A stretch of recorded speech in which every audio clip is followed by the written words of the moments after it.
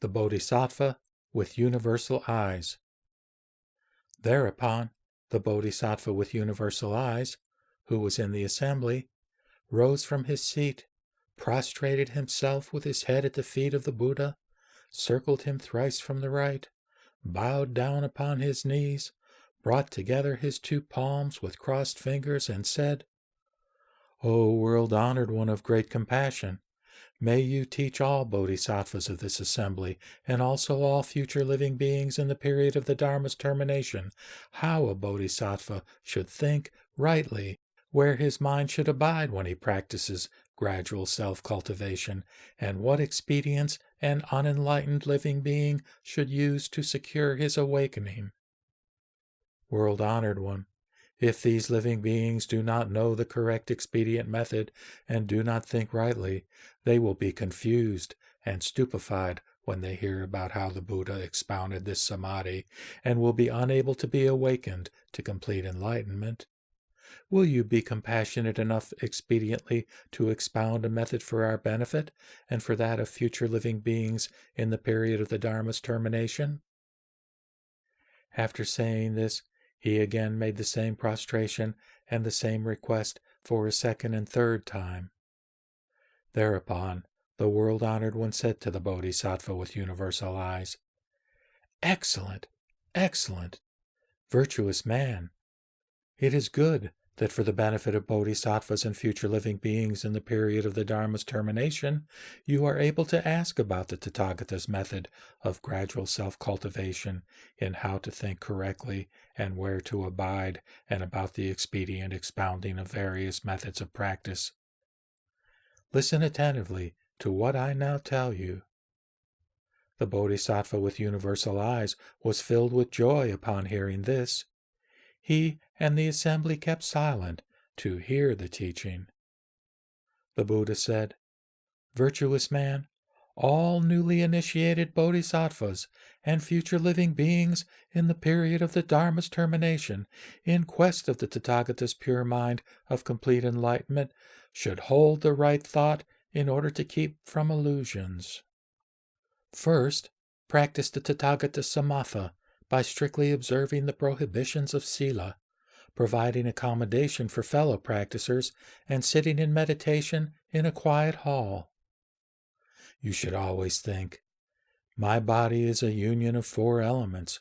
All impure things such as hair, nails, teeth, skin, flesh, tendons, bones, marrow, and brain come from the element of earth. All spittle, snot, pus, blood, saliva, sweat, water, phlegm, tears, semen, urine, and excrement come from the element water. All warmth and heat come from the element fire, and all motion comes from the element wind. When the 4 elements scatter, where is this false body of mine? You will immediately realize that this physical body really has no substance and owes its form to the union of the 4 elements. It is but an illusion created by the seeming union of 4 conditioning causes, and is wrongly regarded as having 6 sense organs. The complete union of the 6 inner sense organs and the 4 outer elements creates the false existence of causal conditions, the accumulation of which takes a seeming aspect called mind. Virtuous man, this unreal mind cannot exist in the absence of the 6 sense data. When the 4 elements scatter, the sense data no longer exist, and when the conditioned sense data scatter and vanish, the clinging mind cannot be found. Virtuous man, when the illusory bodies of these living beings disappear, their illusory minds also vanish. Because their illusory minds vanish, the illusory sense data also disappear. Because the illusory sense data disappear, the illusory disappearance of illusions also vanishes. Because this illusory disappearance vanishes, that which is not illusory does not disappear. For example, when a mirror is rubbed, after all the dust has been wiped off, its brightness appears. Virtuous man, you should know that body and mind are illusory impurities, and when these illusory impurities vanish forever, there will remain only purity and cleanness in the 10 directions of space. Virtuous man, when, for instance, the pure and clean Mani crystal reflects the 5 colors as they appear before it, the ignorant hold to the view that this crystal really possesses these 5 colors. Virtuous man, likewise, when the pure nature of perfect enlightenment, which is responsive to all appearances, reflects the body and mind, the ignorant say that it really possesses this body and mind. For this reason, they are unable to keep from illusions and transformations. Therefore, I say that body and mind are illusory impurities, and that he who keeps from them is called a Bodhisattva.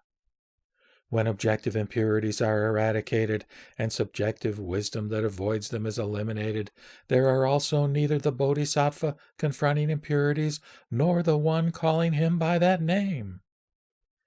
Virtuous man, this Bodhisattva, and any living being in the period of the Dharma's termination who succeeds in awakening from all illusions and thereby in eliminating all appearances, will experience unlimited purity and cleanness as well as infinite voidness as revealed by his enlightenment. As this enlightenment is complete and clear, it reveals the mind in its purity and cleanness. Because the mind is pure and clean, the seeing impurity called dust is pure and clean. Because the seeing is pure and clean, the organ of sight is pure and clean. Because the organ of sight is pure and clean, the sight perception is pure and clean. Because the sight perception is pure and clean, the organ of hearing is pure and clean. Because the organ of hearing is pure and clean, the ear perception is pure and clean. Because the ear perception is pure and clean, the impure awareness is pure and clean. Likewise, the other sense organs, such as nose, tongue, body, and intellect, are also pure and clean. Virtuous man, because the sense organs are pure and clean, all forms are pure and clean. Because all forms are pure and clean, all sounds are pure and clean. Likewise, smell, taste, touch, and thoughts are also pure and clean. Virtuous man, because the 6 sense data are pure and clean, the element earth is pure and clean. Because the element earth is pure and clean, the element water is pure and clean. Likewise, the elements fire and wind are also pure and clean. Virtuous man, because the 4 elements are pure and clean, the 12 entrances, the 18 dhatus, and the 25 forms of existence are all pure and clean. Because the above 4 elements, 12 entrances, 18 realms of sense dhatu, and 25 forms of existence are pure and clean, the 10 powers of knowledge, the 4 kinds of fearlessness, the 4 unhindered powers of interpretation, the 18 characteristics which distinguish a Buddha from the other 3 states of sainthood, the 37 contributory conditions leading to Buddhahood, up to the 84,000 Dharani doors, are all pure and clean. Virtuous man, all things are in the absolute state of reality. Because their nature is pure and clean, so is a body. Because a body is pure and clean, so are all bodies. Because all bodies are pure and clean, all living beings in the 10 directions of space are in the purity and cleanness of complete enlightenment. Virtuous man, because one universe is pure and clean, so are all universes.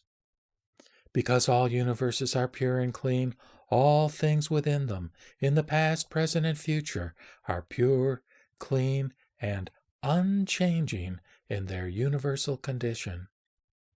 Virtuous man, since space is so universal and unchanging, you should know that the nature of knowing and feeling is universal and unchanging. Since the four elements are unchanging, you should know that the nature of knowing and feeling is universal and unchanging. Since all things from the above, up to the 84,000 Dharani doors to absolute control of passions, are universal and unchanging, you should know that the nature of knowing and feeling is universal and unchanging. Virtuous man, as the nature of enlightenment is all-embracing, pure, clean, unchanging, and boundless, you should know that the 6 sense organs are everywhere in the Dharma Dhatu. Because the sense organs are all-embracing, the 6 sense data are everywhere in the Dharma Dhatu. Because the sense data are all-embracing, the 4 elements are everywhere in the Dharma Dhatu. Thus, all things from the above, up to the Dharani doors, are everywhere in the Dharma Dhatu. Virtuous man, because the nature of wonderful enlightenment is all-embracing, the nature of the sense organs and sense data is indestructible and unmixable. Because of this indestructibility and unmixability, all things from the above up to the Dharani doors are indestructible and unmixable. They are like hundreds and thousands of lamps which light a room, the whole of which is filled with the light that is indestructible and unmixable.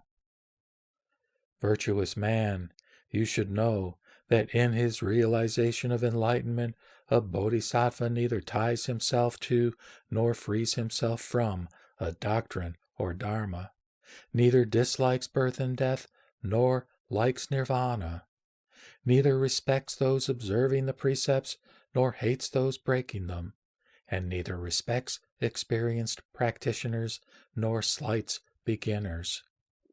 Why so? Because his complete enlightenment on all things is likened to the light of his eyes, which is complete and does not like or dislike anything in front of him. What is the reason?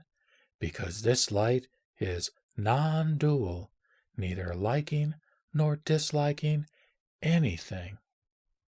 Virtuous man, this bodhisattva, or any living being in the period of the Dharma's termination who cultivates this mind and achieves this attainment, neither practices any cultivation nor achieves any attainment.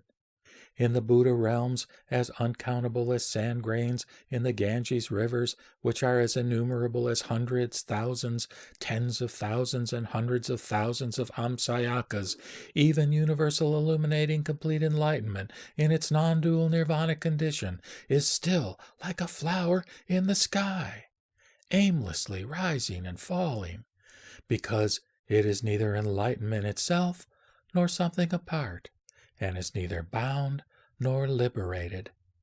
Therefore, fundamentally, all living beings are in the condition of Buddhahood, wherein samsara and nirvana are like things seen in yesterday's dream. Virtuous man, as they are like things seen in yesterday's dream, you should know that samsara and nirvana neither rise nor fall, and neither come nor go. The objective realization can be neither gained nor lost, and neither grasped nor rejected. The subjective realizer neither makes nor unmakes it, and neither bears nor drops it. Subject and object do not exist in this realization, wherein ultimately nothing is realized, and wherein there is not even a realizer. For all things are only nature or dharmata, which is universal and indestructible. Virtuous man, if these bodhisattvas so practice self-cultivation by gradual steps, so rightly think and so abide in these expedients, so open up their minds for their awakening, and so seek the Dharma, they will not be confused and stupefied. To repeat his instruction, the world-honored one read the following gatha. Universal I, you should know that the minds and bodies of all living beings are illusory. With body made from the 4 elements and mind reducible to 6 sense data, when the 4 elements dispersed, who is it that unites them? So by gradual cultivation, step by step, all things will be pure and clean. Embracing all Dharmadhatu, the unchanging neither makes nor unmakes, bears nor drops, nor is there one to realize it. The realms of all the Buddhas are like flowers in the sky. Since the three times are uniform, there is no coming and no going. All newly initiated bodhisattvas and beings in the Dharma ending age seeking the Buddha way to enter should thus practice self-cultivation.